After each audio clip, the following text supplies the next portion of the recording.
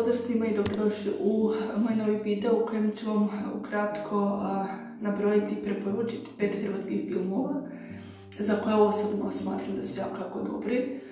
Ne bih ni stavila tih 5. Dakle, to su filme koje sam gledala više puta. Sad ih jedno vrijeme ne želim gledati zato jer već znam kaj se dešava, gdje se dešava, ko su likovi i kakvi su likovi, općenito znam sve o filmu. Tako da, ovo su neke moje preporuke i nadam se da budete se bar zainteresirali za jedan od njih i da budete pogledali. Možda se neke već i gledali, pošto su neke od njih dosta popularni. Možda ne sad, ali bili su nekad. Nadam se da bude vam se video svidio. Nastavite gledati i to je to, vidimo se u sljedećem videu. Film Ne gledaj mi u pjat je film Hane Ušić. Radnja je smješten u Šibenik.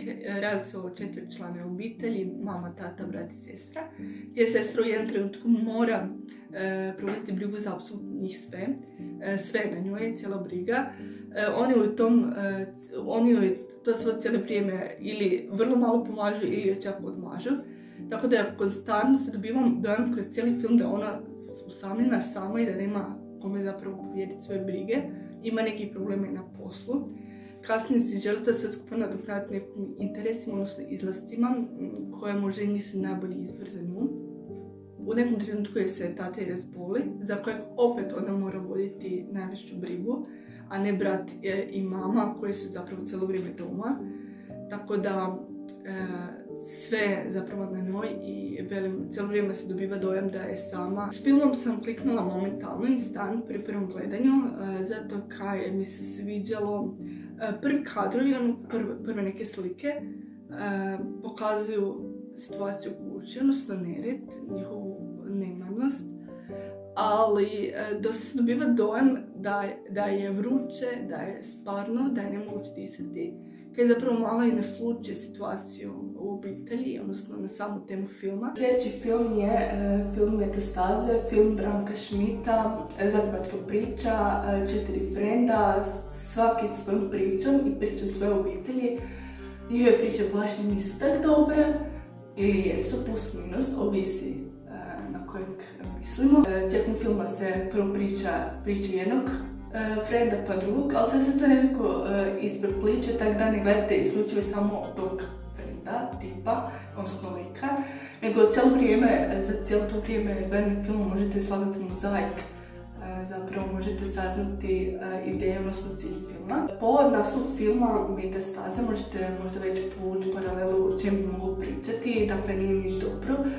Zapravo priča o stanju društva koje je rezultat ili je uvjetovano nekakvim prošlim događajem, političkim, društvenim situacijama, odnosno konfliktima.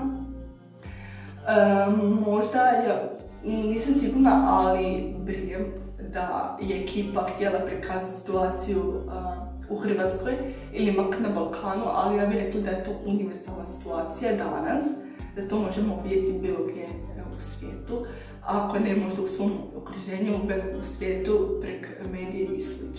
U filmu ima jako puno poznatih glumaca, tako da je film ekstra. Ja sam ga gledala već nekoliko puta i svaka preporuka. Život je truba je film Antonija Nulića. Opet zagrebačka priča, smješteni u Zagreb. Radi se o dvoje mladih ljudi koji se kani vjenčati, međutim oni dosta to neozbiljno pristupaju k organizaciji vjenčanja, tako da im dosta tu pomažu prvenstveno njegovi roditelji najviše možda, ali i njezini, tako da sve skupa kreću organizaciju vjenčanja. To vjenčanje se i na kraju desi, dosta komičnom stilu, veselom, neobaveznom, ni ono klasična.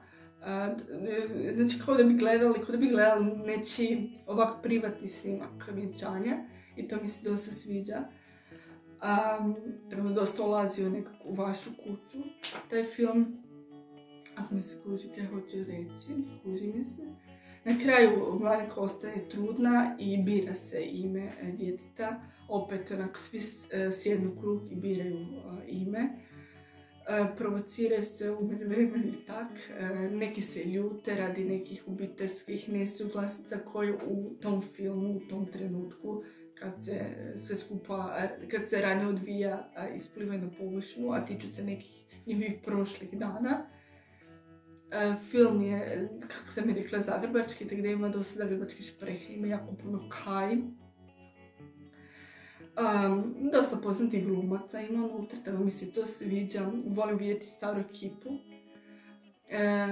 Izdvojila bi Braću Navojec. Film Fine mrtve djevojke je film Dade Matanića. Radi se o dvije cure, studentice koje su homo i koje dolaze živjeti u jednu staru zgradu u iznajmljeni stan.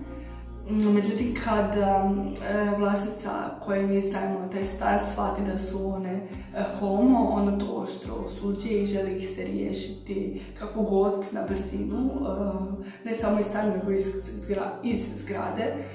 Tu se još pojavlja neka kombinacija s njezinim sinom, gdje ona htjela da njezin sin bude u vezi s jednom od tih djevojaka, međutim to na kraju završi krvavo. U toj zgradi živi još jako puno ljudi raznih profila, od tipa koji radi ilegalne abortuse do tipa koji je ratni PTSP-ovac. On je ovo tipa koji čuva, odnosno drži svoju mrtvu ženu već godinama i tako dalje i tako dalje. Film po meni jako kratko traje, trebalo se to još malo razvezati, ali to nije. I film jako puno toga, jako puno poruka, jako puno toga šalje kroz jako malo glumaca, situacija i kroz jako malo glavnih protagonista, ali jako puno toga govori. I ta stara zgrada se nalazi kraj pruge, to isto ima svakako sve značenje. Film Zrinka Ogreste, Plavi cvijet je opet smješten u Zagrebu, opet je obiteljska priča, ali na neki drugi način. Radi se o generaciji triju žena, odnosno 3 generacije žena. Mama, kćer i baka, odnosno kako sam sad to rekla, baka, mama, kćer ili baka, kćer, unuka, s koje pozicije da gledamo, nebitno. Dakle, priča o njihovim odnosima, o njihovoj komunikaciji, naravno i o njihovim svakodnevnim životima i kako to sve skupa utječe, te svakodnevnim situacijama i kako oni zapravo utječu na njihovu komunikaciju i odnose.